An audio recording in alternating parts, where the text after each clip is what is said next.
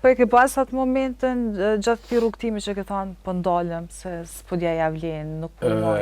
Se janë këto frikrat që njerëzit ballafaqohen brenda vetes së tyre dhe kjo është ndoshta një prej arsyeve që ata ndalen bizneset e tyre dhe nuk vazhdojnë.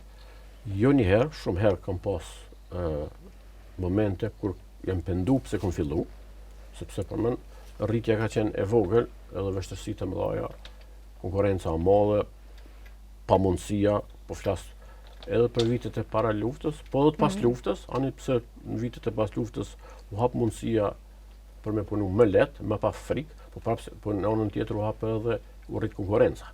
Kështu që sfidat kanë qenë të vazhdueshme dhe momentet e shpeshta kur jam pendu, pse kam fillu dhe jam kanë edhe në prag të heqjes dorë.